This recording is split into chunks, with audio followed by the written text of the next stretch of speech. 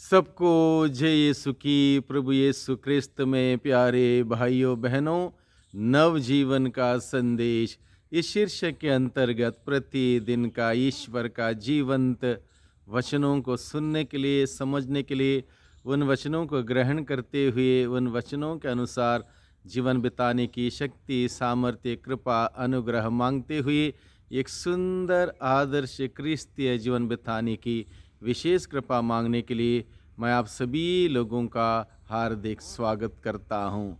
आज दिसंबर की 5 तारीख है, शुक्रवार का दिन है। और आज के दिन में मनन चिंतन करने के लिए हम सबों को विषय दिया है संत मत्ती के द्वारा रचित सुसमाचार अध्याय 9 पद संख्या 27 से 31 का प्रसंग है। इस प्रसंग में हम लोग देखते हैं दो अंधे व्यक्ति प्रभु के पास चंगाई की गुहार लगा के आते हैं और प्रभु से कहते हैं, प्रभु हम पर दया कीजिए, दाऊद के पुत्र हम पर दया कीजिए। दया की भीख मांगते हैं। प्रभु की दया मिल जाए तो हमारी समस्या दूर हो जाएगी, हम देखने लगेंगे।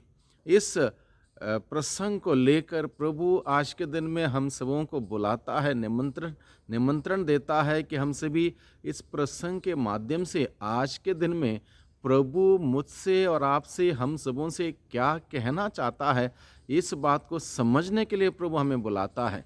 और इस उदाहरण के द्वारा यहाँ पर लिखा है, ईसा वहाँ से आगे बढ़े और दो अंधे या पुकारते हुए उनके पीछे हो लिए, दाऊद के पुत्र हम पर दया कीजिए। जब ईसा घर पहुँचे तो ये अंधे उनके पास आए। ईसा ने उनसे पूछा, क्या तुम्हें विश्वास है कि मैं यह कर सकता हूँ? उन्होंने कहा, जी हाँ प्रभु। तब ईसा ने यह कहते हुए उनकी आंखों का स्पर्श किया। जैसा तुमने विश्वास किया वैसा ही हो जाए। उनकी आंखें अच्छी हो गईं। यहाँ पर मनन चिंतन करने के लिए विषय है, प्यारे भाइयों बहनों, ये दोनों अंधे व्यक्तियों की आंतरिक दृष्टि यानी कि विश्वास की दृष्टि बहुत ही स्पष्ट थी, बहुत ही क्लियर थी। इसलिए विश्वास की दृष्टि से उन्होंने ये देखा कि प्रभु के पास हम जाएंगे, प्रभु से दया की याचना करेंगे, प्रभु हमें स्पर्श करेंगे, प्रभु हमें ठीक करेंगे, हमारी समस्या दूर करेंगे। उनको विश्वास से दिखाई दे रहा था, इसलिए बड़े विश्वास के साथ प्रभु के पास आए। जब प्रभु ने पूछा, क्या तुम्हें विश्वास है कि मैं तुम्हारे लिए ये कार्य कर सकता हूँ, उन्होंने तुरंत अपने विश्वास को व्यक्त करते हुए प्रभु पर अपना भरोसा प्रकट करते हुए कहा, जी हाँ प्रभु। तब ईसा ने यह कहते उनके आंखों का स्पर्श किया। जब उन्होंने अपना विश्वास प्रकट किया, और केवल शब्द मात्र नहीं था, उनके व्यवहार में यह झलक स्पष्ट थी कि उनका विश्वास प्रभु पर कितना आता। इसलिए उन्होंने प्रभु को पुकारा, ईसा दाऊद के पुत्र हम पर दया कीजिए। और उनको मालूम था कि प्रभु उन पर दया करेंगे, क्योंकि प्रभु तरस खाने वाले ईश्वर हैं। हर एक व्यक्ति जो पुकारता उनकी पुकार को सुनने वाले हैं। इसलिए विश्वास से उन्होंने ईसा को पुकारा। ईसा ने उनकी पुकार को सुनी और उन्हें स्पर्श किया, यानी कि प्रभु ने अपनी अनुकंपा, अपनी दया उनको दिखाई और उनको महसूस कराया। अपने स्पर्श से प्रभु ने उनको अपनी दया को महसूस कराया। अंधे लोग दृष्टि वाले लोगों से अधिक रीति से प्रभु को देखते और पहचानते हैं। इस उदाहरण के द्वारा हम ये बात समझ सकते हैं, जो अंधे लोग थे वे अंधे लोग दृष्टि वाले लोगों से भी अधिक स्पष्टता से प्रभु यीशु को देखते और पहचानते हैं, क्योंकि उनकी आध्यात्मिक दृष्टि बहुत ही सटीक थी, ठीक थी, अच्छी थी। वे बड़ी विनम्रता से प्रभु के पास आते हैं। ये ज़रूरी हम सबों के लिए आज के दिन में सीखने के लिए बात है। हमारे अंदर भी बहुत प्रकार का अंधेपन हो सकता है। बहुत सारी चीज़ें हम देख नहीं पाते, हम समझ नहीं पाते। इसलिए हमें बड़े विनम्रता से प्रभु के पास आने की ज़रूरत है। प्रभु हमें ज्ञान देगा, प्रज्ञा देगा। जो हम देख नहीं पा रहे हैं उस बात को प्रभु हमारे सामने रखेगा, हमें दिखाई देगा।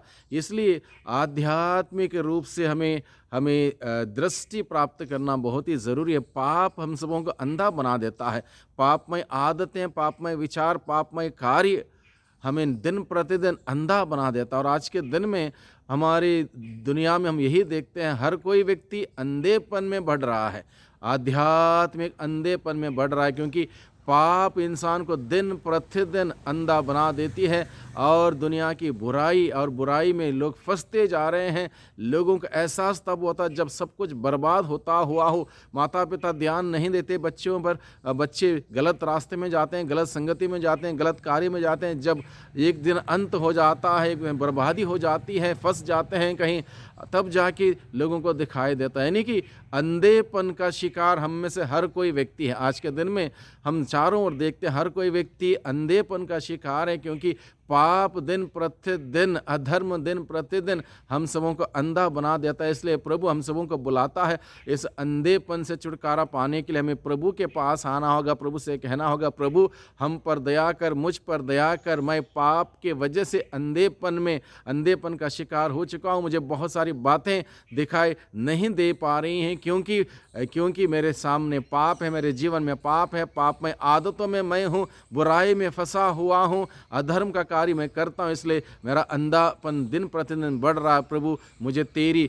ज़रूरत है। इस प्रकार से हम प्रभु से प्रार्थना करें कि प्रभु मुझे अंधेपन से छुटकारा दे। दया से द्रवित होने वाले प्रभु यीशु हमें स्पर्श करेंगे जब हम प्रभु के पास जाएंगे। विनम्रता से प्रभु की मदद मांगने के लिए, दया मांगने के लिए प्रभु दया करेंगे और हमारे अंधेपन को दूर करेंगे। Jesus does not want political recognition, therefore says that man to keep silent। यानी कि प्रभु बताते हैं ठीक करने के बाद किसी को मत बताना। प्रभु नहीं चाहते थे किसी प्रकार के राजनीति वहाँ पर हो। प्रभु उनको ठीक करने के बाद उन्हें बताते हैं चुप रहो, किसी को कुछ ना कहना। We have areas of blindness that we need to recognise today. हमारे जीवन में भी बहुत सारी ऐसी अंधेपन होंगे जिसको हमें देखना होगा, जानना होगा, पहचानना होगा, तब जाके हम प्रभु के पास जाके प्रभु से हम दया की याचना कर सकते हैं। हीलिंग बिगिंस विद फेथ, यानी कि विश्वास से हमारी चंगाई की प्रक्रिया शुरू होती है।